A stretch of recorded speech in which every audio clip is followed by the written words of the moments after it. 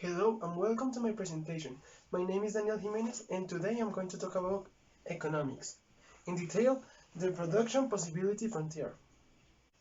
The production possibilities frontier is a graph that shows all the different combinations that we can make with the outputs of two goods that can be produced using available resources and technology. The PPF captures the concepts of scarcity, choices, and trade-offs. To have a better understanding of the topic, I'm gonna give you 5 new words that we have to know before I start. The first one, the first one is inputs. Those are the goods or supplies that satisfy human wants and provides utility. The economic resources are all the factors used in producing goods or providing services. In other words, there are the inputs that help you create goods or provide a service. The law of the supply and the demand is the relationship between the quantity of commodities that producers want to sell and the quantity that consumers wish to buy. It is the main model of price determination in economic theory. In other words, the price of a commodity is determined by the interaction of the supply and the demand in the market. Economic inflation and deflation. Inflation occurs when the prices of goods and services rise, while deflation occurs when those prices decrease. The balance between these two conditions are delicate, and an economy can swing from one condition to the other. Very quickly. Productive efficiency and inefficiency. The productive efficiency is a situation in which an economic system could produce one good without sacrificing the production of another. And inefficiency is the opposite case. When there are productive inefficiency, we can produce the same product at a different output or the same output with a given cost. Now that we understand the basic concepts, let's move on to the next part.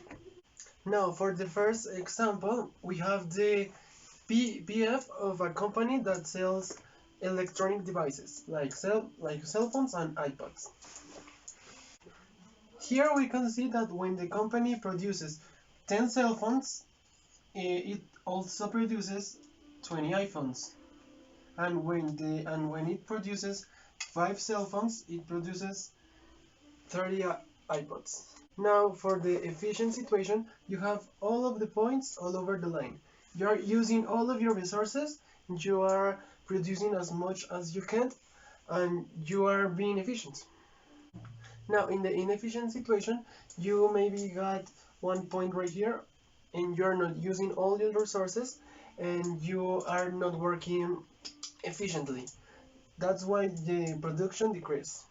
Now in the unreachable situation, you have maybe a point right here, and you don't have the enough technology or resources to make that, so it's unreachable. This is how the graph turns out when we see it from the point of view of the movement of the product advantages. When the X productor factor increase, the graph starts to move to the right. Nonetheless, it keeps starting from the same point. Now, if the product that is increasing in sales is in the y-axis, the graph opens and it starts to go to the top. Now, in the ultimate case, both products increase. So, as you can see, the graph opens. And all of that takes us to another subtopic and another way to see the graph. It is the opportunity cost. The opportunity cost is a phenomenon in the market in which when you spend your money producing one object, you have to give up producing another. Now, I'll give you an example. The government has a budget, right? Well, following the behavior of the graph, we can know that if the government invests a lot of money in healthcare, they won't have enough money to invest in education. And also we know that if they invest a lot of money in education, they won't have enough money to improve the healthcare sector. So, in conclusion, we cannot tell which point is allocatively efficient without knowing the preferences. Also, the slope of the production possibility frontier indicates the cost of opportunity of producing one good versus another. The opportunity cost can be compared to determine competitive advantage. And just as an individual cannot have everything they want, so they must to make choices, society as a whole cannot have everything they want and anything they might want either. Thank you very much.